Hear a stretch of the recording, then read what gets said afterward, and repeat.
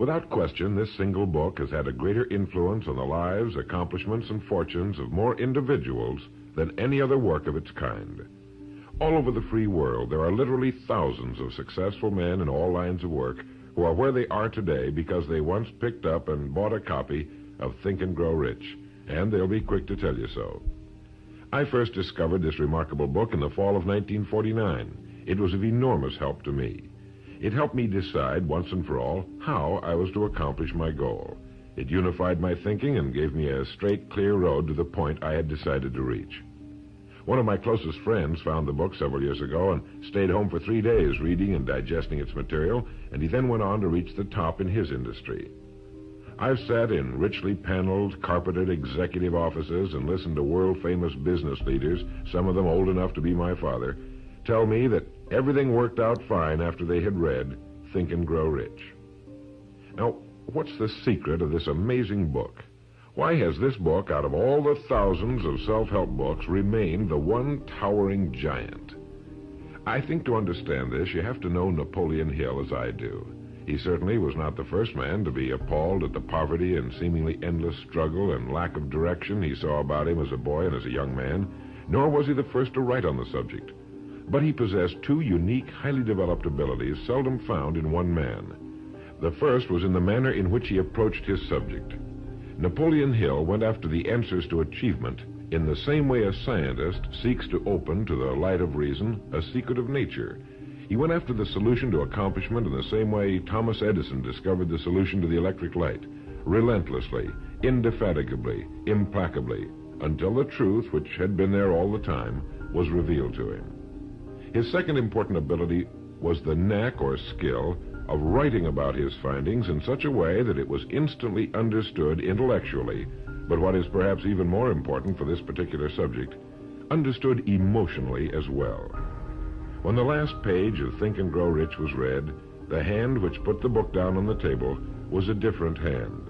The man who then stood and walked out into the world was a different, a changed man. The suffocating, entangling webs of self-imposed frustration and indirection had fallen away, and now the way was clear. The man was now the possessor of the unique, unseen talent for turning dreams into reality, thoughts into things. So-called fate or the idle effects of exterior circumstances were no longer in command.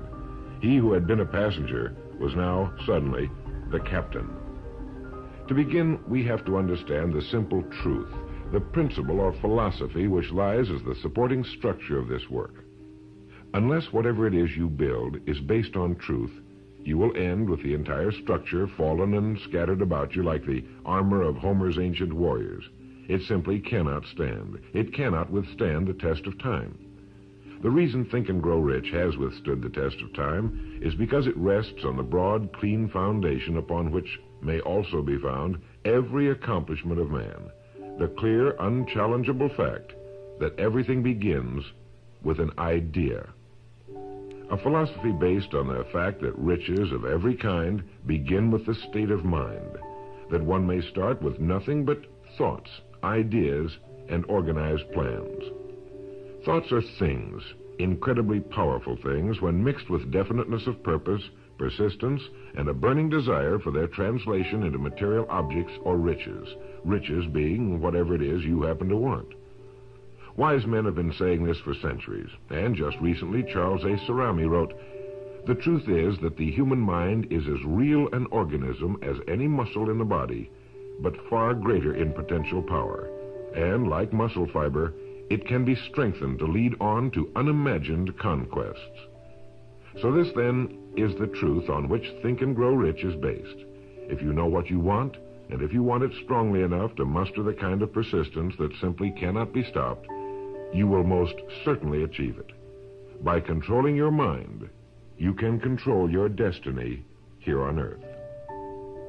With this as our foundation, let's talk about Napoleon Hill's famous 13 proven steps to riches as found in his book, Think and Grow Rich, remembering, of course, that riches are whatever it is you happen to want. And right here, let me make two important points. The first is that whenever you listen to this, have a notebook handy and make notes as we go along. The second is that This was produced for your own personal use, to go with you on your own exciting journey. To play this for a group will prove to be of only temporary help. Make sure you have your own personal copy to play again and again, particularly at those times when you may feel yourself getting off the track. And now, Napoleon Hill's famous 13 Principles. The first principle, desire. Here is the starting point for all achievement, the first step toward riches. But it's right here that we so often run into a stumbling block. A person will say, I know what I desire, but can I get it? We'll get into this business of doubt later, but once and for all, let's clear up this point. This point of whether or not you can accomplish that which you desire with all your heart. I think it was best expressed by Emerson, who wrote, there is nothing capricious in nature, and the implanting of a desire indicates that its gratification is in the constitution of the creature that feels it. In other words, you would not have the desire unless you were capable of its achievement. Each of us has a built-in governor, and our desires are modified by our abilities and leanings. Whatever it is that you desire with all your heart, understand once and for all that it can and should be yours. In Think and Grow Rich, Napoleon Hill cites example after example of why your burning desire is nothing more than an accurate picture of what you will one day become. So right here, firmly establish in your mind that which you desire more than anything else. For, as Helvetius put it, by annihilating the desires, you annihilate the mind. Every man without passions has within him no principle of action, nor motive to act. A good way to determine whether or not you really have a burning desire is to examine the way you go after it. If you go after that which you think you desire tentatively, timidly, in an attempt to play it safe, you don't have a burning desire at all. You can't get to second base if you keep one foot on first.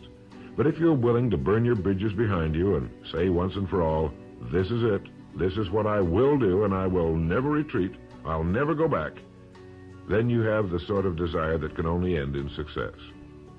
It takes that kind of resolve to be able to keep picking yourself up after the falls you're bound to take.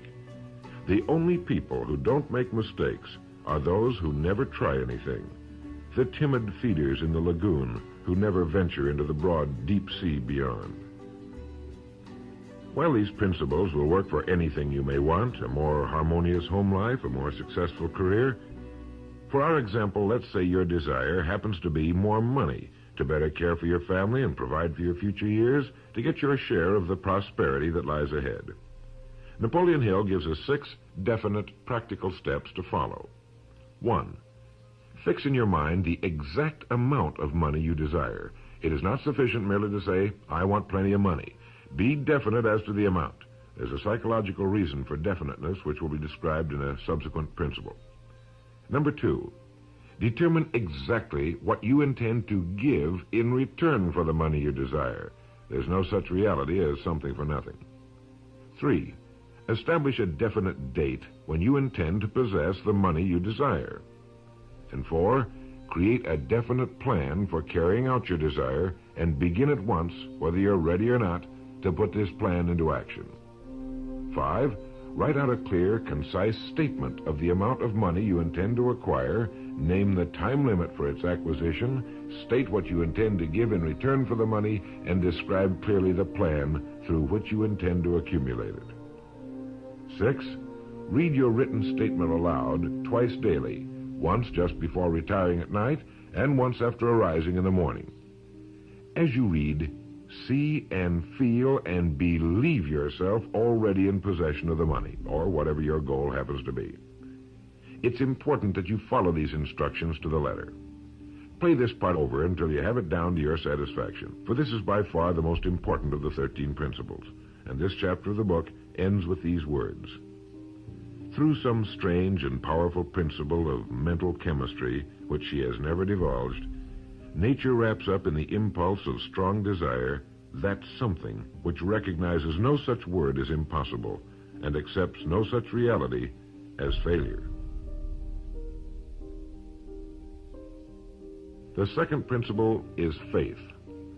You never would have even thought of your main desire unless faith were tugging at your mind. And if you find it difficult at times to have faith in yourself, you can be certain that you can have faith in these principles. Napoleon Hill writes, "Faith is a state of mind which may be induced or created by affirmation or repeated instructions to the subconscious mind through the principle of conscious autosuggestion." Conscious autosuggestion simply means a suggestion by yourself to yourself, just as an autobiography is a biography written by the person it's about. By getting a mental image of yourself already having accomplished your main desire over and over again, you will muster the faith you need. Faith is vital to accomplishment. The Emperor Napoleon once said, "All the scholastic scaffolding falls as a ruined edifice before one single word, faith." Pascal said, "Faith affirms many things respecting which the senses are silent, but nothing which they deny. It is superior to their testimony, but never opposed to it." Goethe said, "Epochs of faith are epochs of fruitfulness, but epochs of unbelief, however glittering, are barren of all permanent good." And as Schlegel put it, "In actual life, every great enterprise begins with and takes its first forward step in faith." Have faith that you can accomplish that which you seek, for you would never have decided upon it unless it was meant for you to accomplish. In his chapter on faith, Napoleon Hill gives us a self-confidence formula. First, I know that I have the ability to achieve the object of my definite purpose in life, therefore I demand of myself persistent, continuous action toward its attainment, and I here and now promise to render such action. Second, I realize the dominant thoughts of my mind will eventually reproduce themselves in outward physical action and gradually transform themselves into physical reality. Therefore, I will concentrate my thoughts for 30 minutes daily upon the task of thinking of the person I intend to become, thereby creating in my mind a clear mental picture of that person. Third, I know through the principle of autosuggestion, any desire that I persistently hold in my mind will eventually seek expression through some practical means of attaining the object back of it. Therefore, I will devote 10 minutes daily to demanding of myself the development of self-confidence. Fourth, I have clearly written down a description of my definite chief aim in life, and I will never stop trying until I have developed sufficient self-confidence for its attainment. Fifth, I fully realize that no wealth or position can long endure unless built upon truth and justice. Therefore, I will engage in no transaction which does not benefit all whom it affects. I will succeed by attracting to myself the forces I wish to use and the cooperation of other people. I will induce others to serve me because of my willingness to serve others. I will eliminate hatred, envy, jealousy, selfishness, and cynicism by developing love for all humanity, because I know that a negative attitude toward others can never bring me success. I will cause others to believe in me because I will believe in them and in myself. In rereading Think and Grow Rich so that I could write this condensation for recording, I was forcibly struck all over again by this great chapter on faith, particularly the examples of how some of the world's greatest men have accomplished what appeared to be impossible through faith. The third principle is autosuggestion. Now, we've already touched on this. This chapter of the book tells us how, through repeated suggestion, the subconscious mind can be put to work for us. It is the faculty of being able to concentrate your mind on your burning desire until your subconscious mind accepts it as fact and begins to devise ways of bringing it about. Here is where hunches come from, sudden flashes of thought or inspiration, guidance.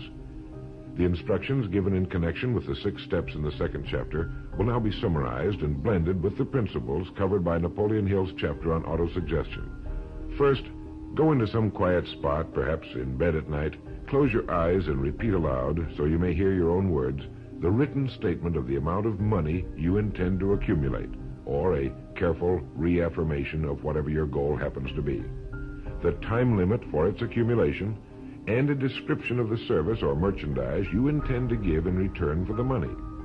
As you carry out these instructions, see yourself already in possession of your goal. For example, suppose that you intend to accumulate $50,000 by the 1st of January, 5 years from now. that you intend to give personal services in return for the money in the capacity of a salesman. Your written statement of your purpose should be similar to the following.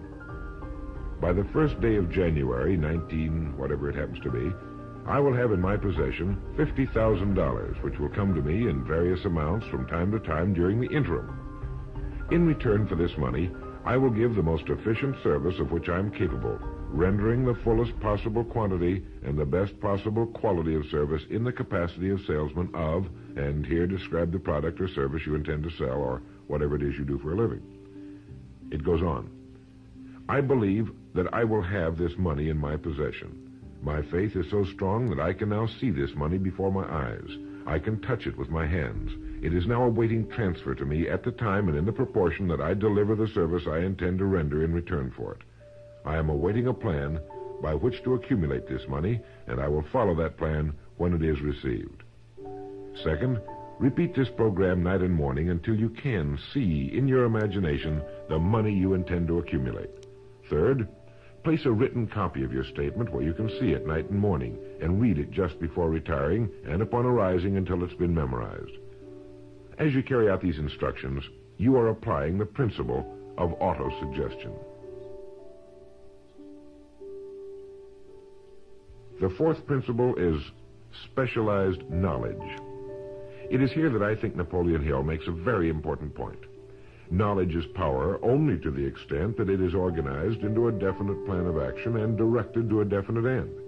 To quote from the book, before you can be sure of your ability to transmute desire into its monetary equivalent, you will require specialized knowledge of the service, merchandise, or profession which you intend to offer in return for fortune. Perhaps you may need much more specialized knowledge than you have the ability or the inclination to acquire. And if this should be true, you may bridge your weakness through the aid of your mastermind group. More on this later, but for now realize that you must learn all you can about your specialty. Set aside a definite time every day for learning more about what it is you do for a living. Take the courses that are offered on your subject and associate with men who know your business well. The fifth principle is imagination. The imagination is literally the workshop wherein are fashioned all plans created by man. The impulse, the desire is given shape, form, and action through the aid of the imaginative faculty of the mind. It has been said that man can create anything he can imagine. As Napoleon Hill says and teaches, whatever the mind of man can conceive and believe, it can achieve. Man's only limitation within reason lies in his development and use of his imagination and subsequent motivation to action. The great leaders of business, industry, finance, and the great artists, musicians, poets, and writers became great because they developed the power of self-motivation. Incidentally, one of the best books ever put together on this subject, if not the greatest, is Success Through Positive Mental Attitude by Napoleon Hill and W. Clement Stone. I suggest you get a copy from your bookstore at your earliest convenience. As you go about your daily work, think constantly of ways in which it could be done better, more efficiently.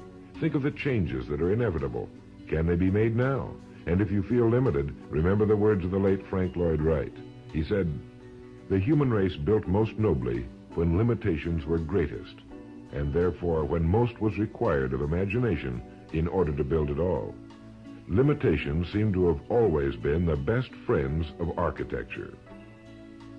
As you build your future from this point onward, don't concern yourself with limitations, but remember that they may be your best friends, since they require imagination if we're to rise above them. And as Beecher said, the soul without imagination is what an observatory would be without a telescope.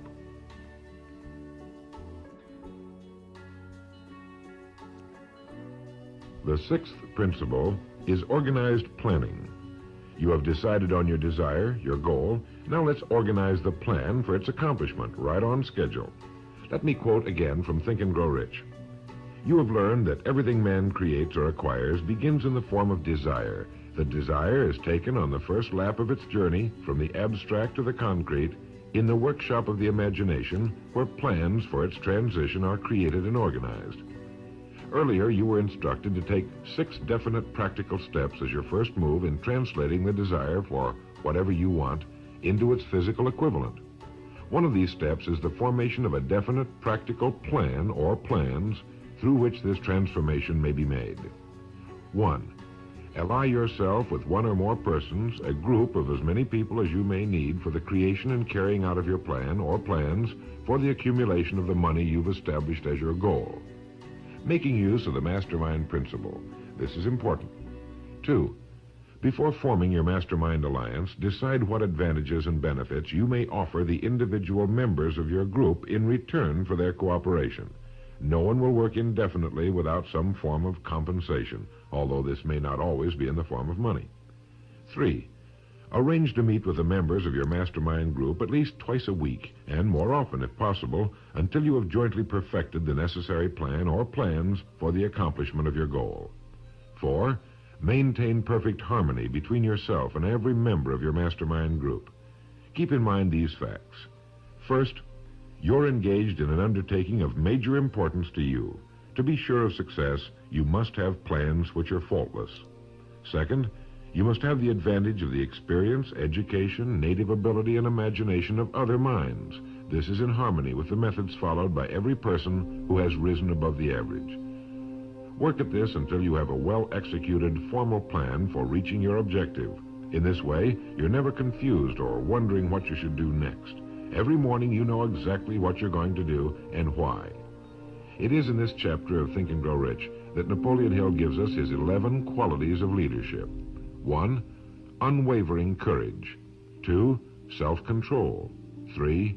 A keen sense of justice. 4. Definiteness of decision. 5. Definiteness of plans. 6. The habit of doing more than paid for. 7. A pleasing personality. 8. Sympathy and understanding. 9. Mastery of detail. 10. Willingness to assume full responsibility. And 11. Cooperation. The chapter on organized planning is one of the largest and most important in the book. It goes without saying that a man without a plan to follow is like a ship without a course. No place to go, with disaster a probability. The 7th principle, decision. The mastery of procrastination. To quote, accurate analysis of over 25,000 men and women who had experienced failure disclosed the fact that lack of decision was near the head of the list of the 30 major causes of failure. This is no mere statement of a theory, it is a fact. Procrastination, the opposite of decision, is a common enemy which every man must conquer. Analysis of several hundred people who had accumulated fortunes well beyond the $1 million mark disclosed the fact that every one of them had the habit of reaching decisions promptly and of changing these decisions slowly if and when they were changed. People who fail to accumulate money, without exception, have the habit of reaching decisions, if at all, very slowly, and of changing these decisions quickly and often. A definite objective makes reaching prompt decisions that much easier. Napoleon Hill gives many examples, one of which is the case of Henry Ford. One of Henry Ford's most outstanding qualities was his habit of reaching decisions quickly and definitely and changing them slowly. This quality was so pronounced in the late Mr. Ford that it earned for him the reputation of being obstinate. It was this quality which prompted Mr. Ford to continue to manufacture his famous Model T, the world's ugliest, but for the time, most practical car, when all of his advisors and many of the purchasers of the car were urging him to change it. Perhaps he delayed too long in making the change, but the other side of the story is that his firmness of decision yielded a huge fortune before the change in model became necessary, and the company is certainly none the worse for it today. When you make up your mind, stay with it. The majority of people who fail to make the grade are generally easily influenced by the opinions of others, easily swayed. They permit the newspapers and the gossiping neighbors to do their thinking for them. Opinions are the cheapest commodities on earth. Keep your own counsel when you begin to put into practice the principles we're describing here. By reaching your own decisions and following them, take no one into your confidence except the members of your mastermind group, and be very careful in your selection of this group, that you choose only those who will be in complete sympathy and harmony with your purpose. Close friends and relatives, while not meaning to do so, often handicap one through opinions and sometimes through ridicule. Thousands of men and women carry inferiority complexes with them all through life, because some well-meaning but ignorant person destroyed their confidence through opinions or ridicule. If a decision is worth anything at all, it's worth sticking to until it's been completely worked. The eighth principle, persistence. Napoleon Hill defines persistence as the power of will. Willpower and desire, when properly combined, make an irresistible pair. Persistence to an individual is what carbon is to steel. In uncounted thousands of cases, persistence has stood as the difference between success and failure.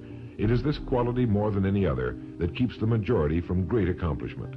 They'll try a thing, but as soon as the going gets tough, they fold. Experience with thousands of people has proved that lack of persistence is a weakness common to the majority of men. It is a weakness which may be overcome by effort. If you are to accomplish the desire you've set for yourself, you must form the habit of persistence. Things will get dark. It will seem as though there's no longer any reason to continue. Everything in you will tell you to give up, to quit trying. And it's right here that the men are separated from the boys. It's right here that if you'll go that extra mile and keep going, that the skies will clear, and you'll begin to see the first signs of the abundance that is to be yours because you had the courage to persist. With persistence will come success. Persistence is a state of mind. Therefore, it can be cultivated.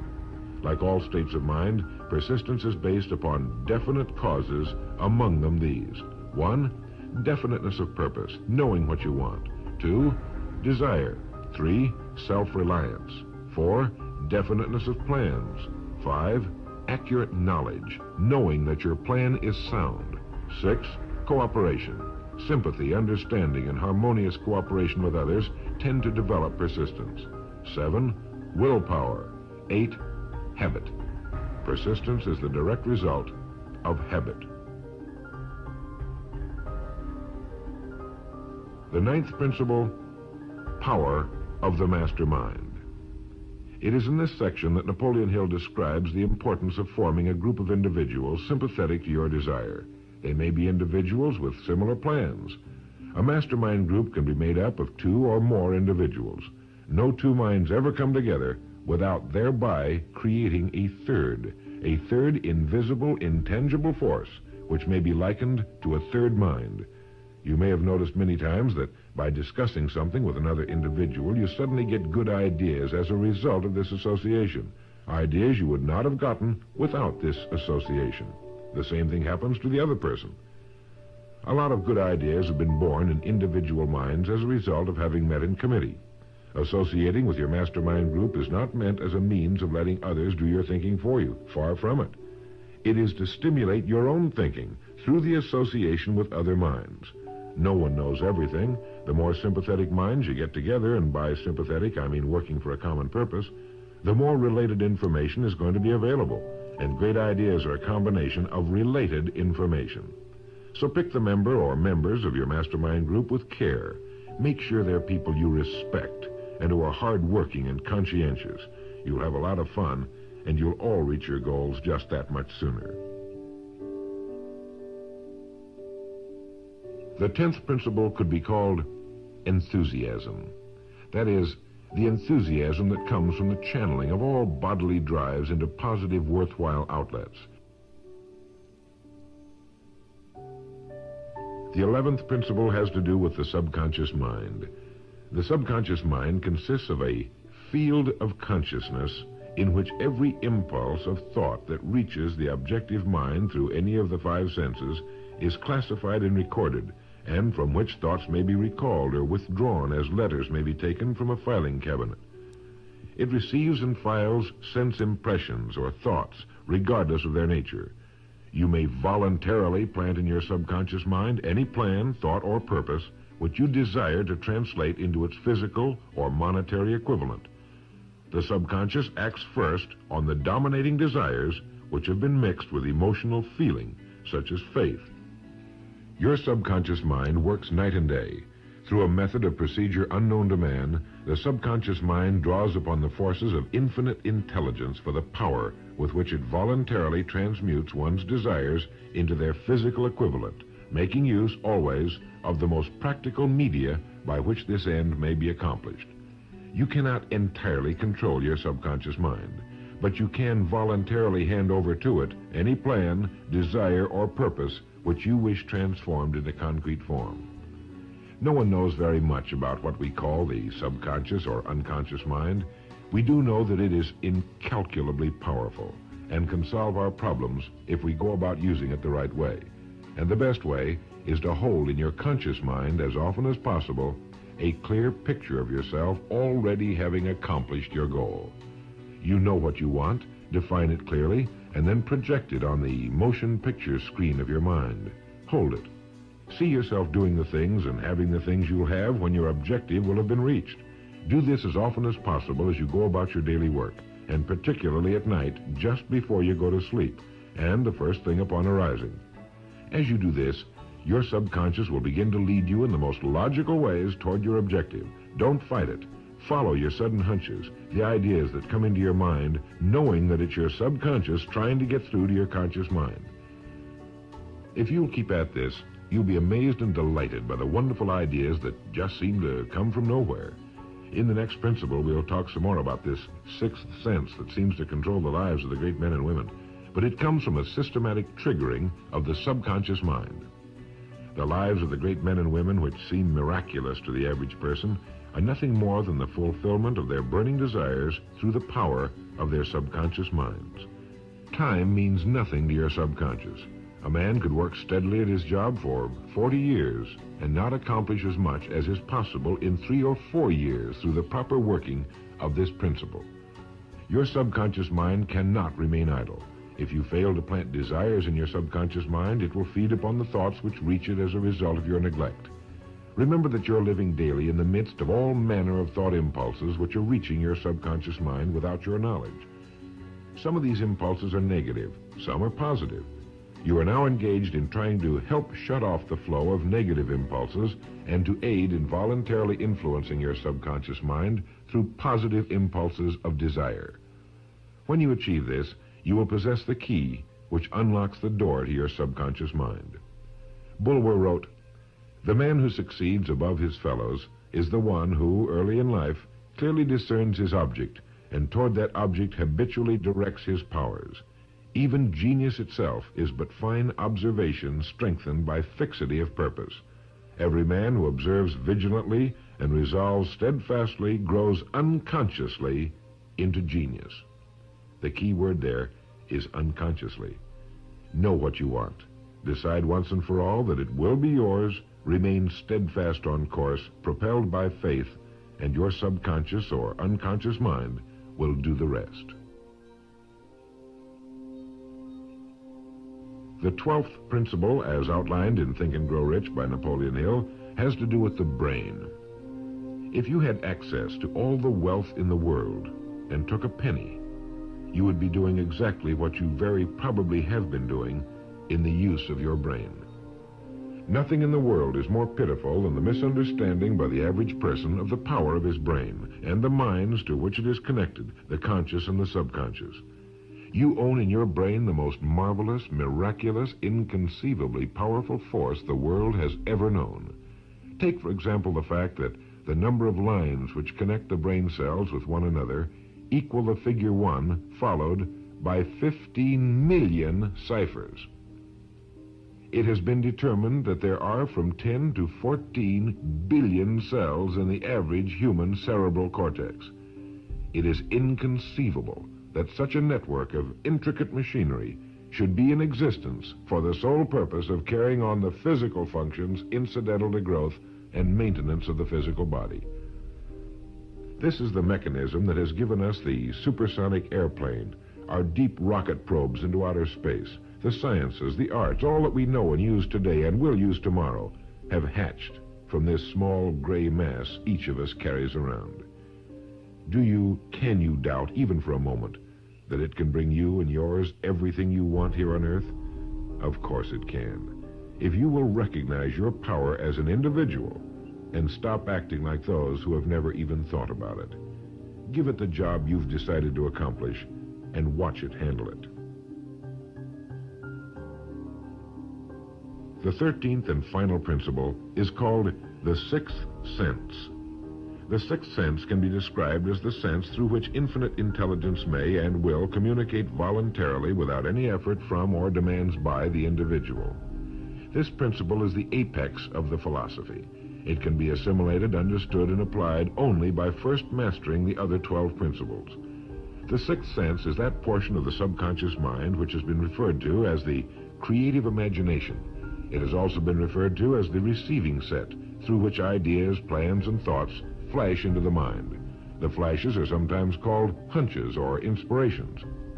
The sixth sense defies description. It cannot be described to a person who has not mastered the other principles of this philosophy, because such a person has no knowledge and no experience with which the sixth sense may be compared. The sixth sense is not something that one can take off and put on at will.